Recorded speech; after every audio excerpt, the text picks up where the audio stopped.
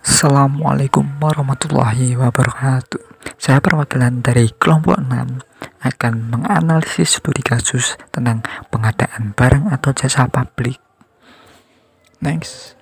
Sebelumnya saya perkenalan dulu nama anggota kelompok 6. Yang pertama ada Yading Titis Mulyaningsih NIM 10. Terus ada Muhammad Zainal Arifin NIM 28. Terus ada Limatus Sa'diyah NIM 33. Ada Lailatus Kamalia NIM 45. Terus ada Farikatus Salamah NIM 50. Jurnal yang dianalisis yaitu tentang tanggung jawab kuasa pengguna anggaran terhadap keuangan negara dalam proses pengadaan barang atau jasa pemerintah. Studi kasusnya yaitu pengadaan alat kesehatan di RSU Dr. FL Tobing Sibolga. Next. Kelompok 6 membagi 3 bab dalam analisis. Yang pertama, bab pertama itu pengenalan, bab kedua pembahasan, bab ketiga kesimpulan. Next. Pengenalan. Dalam pengguna anggaran, para pihak akan bertanggung jawab berdasarkan wewenang tertulis dalam peraturan. Dengan demikian, tidak setiap perbuatan hukum yang dilakukan salah satu pihak dalam sebuah organisasi pengadaan barang atau jasa pemerintah memiliki tanggung jawab renteng terhadap pihak lainnya. Terlebih dalam hal terjadi penyimpangan pengadaan sangat tidak tepat jika tanggung jawab renteng dibebankan kepada pihak lain di luar organisasi pengadaan barang atau jasa seperti organ struktural dan organ fungsional dalam institusi pemerintahan. Next. Dalam penyelenggaraan kehidupan bernegara, pemerintah itu dituntut untuk memajukan kesejahteraan umum. Untuk itu, pemerintah mempunyai kewajiban menyediakan kebutuhan rakyat dalam berbagai bentuk, baik berupa barang, jasa, maupun pembangunan infrastruktur. Di sisi lain, pemerintah juga memerlukan barang dan jasa itu dalam melaksanakan kegiatan pemerintahan. Aspek penting dalam pengadaan barang atau jasa dilakukan pemerintah adalah pertanggungjawaban keuangan. Hukum tentang keuangan negara saat ini belum secara implisit menegaskan batasan tanggung jawab pihak-pihak yang terlibat dalam pengadaan barang atau jasa pemerintah. Pelaku yang utama dalam pengadaan barang atau jasa pemerintah adalah pengguna anggaran dan penyedia barang atau jasa. Baik, saya lanjutkan. Tanggung jawab adalah kesadaran manusia akan tingkah laku atau perbuatan yang disengaja maupun yang tidak disengaja, atau sebagai perwujudan kesadaran akan kewajibannya. Tanggung jawab itu bersifat kontraktif, artinya sudah menjadi bagian kehidupan manusia, bahwa setiap manusia pasti dibebani dengan tanggung jawab. Apabila ia tidak mau bertanggung jawab, maka ada pihak lain yang memaksakan tanggung jawab itu. Dengan demikian, tanggung jawab itu dapat dilihat dari dua sisi.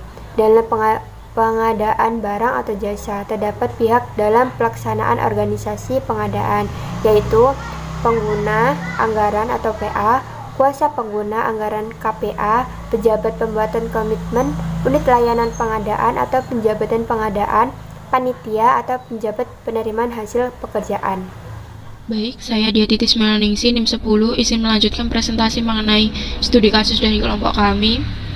Dalam pengadaan barang atau jasa itu dikenal sebagai istilah pengguna anggaran dan kuasa pengguna anggaran. Dalam Perpres nomor 54 tahun 2010 beserta perubahannya memang tidak disebutkan secara jelas mengenai batasan pelimpahan kewenangan dari pengguna anggaran kepada kuasa pengguna anggaran. Pengguna anggaran merupakan tanggung jawab pengadaan barang atau jasa secara menyeluruh dalam organisasi internal sebuah instansi. Namun, jika dari sudut pengadaan barang atau jasa, tanggung jawab secara mutlak itu berada pada pejabat pembuat komitmen. Nah, untuk para pihak yang terlibat dalam pengadaan barang atau jasa dalam konteks administrasi negara, itu memiliki wewenang yang diperoleh secara atributif. Nah, untuk para pihak bertanggung jawab berdasarkan wewenang yang tertulis dalam peraturan, termasuk bertanggung jawab atas setiap produk hukum yang dihasilkan dari pelimpahan wewenang yang dimilikinya. Dengan demikian, tidak setiap perbuatan hukum yang dilakukan oleh salah satu pihak dalam organisasi memiliki tanggung jawab yang renteng terhadap pihak lainnya. Seperti pada menteri. Menteri itu tidak serta-merta sebagai pengguna anggaran ikut bertanggung jawab dalam pengadaan barang atau jasa, karena secara atributif, menteri itu sebagai pengguna anggaran yang tidak lagi memikul tanggung jawab hukum, terlebih dalam hal terjadinya penyimpangan pengadaan. Sangat tidak tepat jika tanggung jawab yang renteng tersebut dibebankan kepada pihak lain di luar organisasi pengadaan barang atau jasa, seperti organ struktural dan organ fungsional dalam institusi pemerintah. Jadi, misalkan terjadi adanya penyimpangan dalam pengadaan barang atau jasa, maka terdapat sanksi hukum yang bisa diterapkan seperti sanksi hukum penyimpangan administrasi dan pemborosan keuangan negara, sanksi hukum atas kerugian keuangan negara, dan sanksi hukum atas kerugian keuangan negara yang mengarah pada tindak korupsi. Dan kemudian dari sanksi tersebut ada tindak lanjut mengenai penyelesaian kerugian keuangan negara. Selanjutnya akan dijelaskan oleh rekan saya. Rumah Sakit Umum Dr. F.L. Tobing Sibolga merupakan rumah sakit negeri kelas B. Status penyelenggaraannya di bawah pemerintah Kota Sibolga. Rumah sakit ini mampu memberikan pelayanan kedokteran spesialis dan subspesialis terbatas. Rumah sakit ini juga menampung pelayanan rujukan dari rumah sakit kabupaten. Rumah sakit umum ini beroperasi berdasarkan izin dari Menteri Kesehatan Republik Indonesia yang sifat dari surat izinnya adalah tetap. Rumah sakit ini juga dinyatakan lulus akreditasi oleh Badan Akreditasi Standar Pelayanan Kesehatan dengan status pertahapan akreditasi pertahapan kedua atau 12 pelayanan. Dalam proses pengadaan alat kesehatan Rumah Sakit Umum Dr. F.L. Tobing Sibolga terdapat beberapa penyimpangan di tahun 2012. Yang mana harus dipertanggungjawabkan oleh pihak atas perbuatannya yang menimbulkan kerugian negara dalam proses pelayanannya. Kegiatan pengadaan alat-alat kesehatan Rumah Sakit Umum Dr. F.L. Tobing Sibolga tahun anggaran 2012 dilaksanakan sebelum dana yang dialokasikan pada perubahan APBD Provinsi Sumatera Utara tahun anggaran 2012 dan sesuai daftar alokasi bantuan keuangan Provinsi Sumatera Utara pada PAPBD tahun 2012. Jumlahnya sebesar 15 miliar dengan ketentuan bagi kabupaten atau kota yang belum menetapkan peraturan daerah tentang perubahan APBD tahun anggaran 2012 agar mencantumkan kegiatan bantuan keuangan. Selanjutnya akan dijelaskan oleh rekan saya. Saya Lailatul Kamalia, NIM 45. Di sini saya akan melanjutkan studi kasus. Dalam kegiatan lelang pengadaan alat-alat kesehatan pada RSU Dr. F.L. Tobing Sibolga tahun anggaran 2012, harga perkiraan sendiri atau HPS tidak disusun atau dibuat sebagaimana semestinya. Adapun HPS yang digunakan untuk kegiatan pengadaan alat-alat kesehatan di RSU Dr. F.L. Tobing Sibolga tahun anggaran 2012 diterimanya dari Dr. G.